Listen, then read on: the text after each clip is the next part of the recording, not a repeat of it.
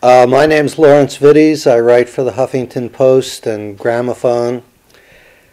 And, the movie is such a striking reminder of the power of film to transcend what happens in any script, even if it's a play, and to create this world in which the actors can have the opportunity to make the characters, the feelings, the emotions come alive in some way that the playwright probably never even intended, but which is relevant to our lives, especially those of us who live in Hollywood.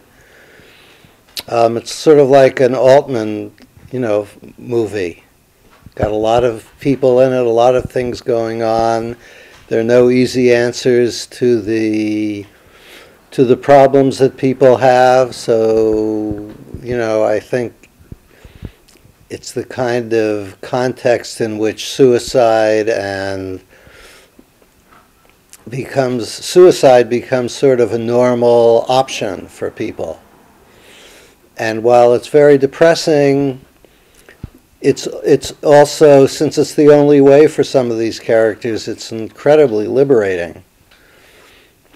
And, I think that what Michael has done is to craft something that's like an Altman show, but instead the outsider, the irritant to the oyster that the movie is this Russian, as if just being Russian and having an accent and having this kind of personality, this kind of energy, which I don't think men really can understand, but women know very well.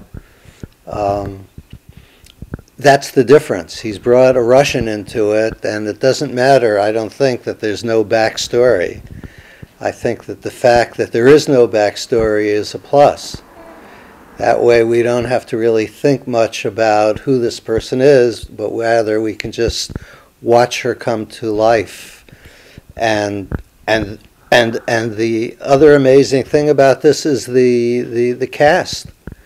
I mean, everybody was really strong. The movie, even though it wasn't very long, and even though it was a little obsessive and depressing, gave everybody really ample room to develop their character and to inhabit them for whatever time they were on the screen. And as a result, we got to see, 7, 8, 9 really tremendous performances. So I don't know what else you want to do with the movie, but say, my God, that was great. I got to make another one.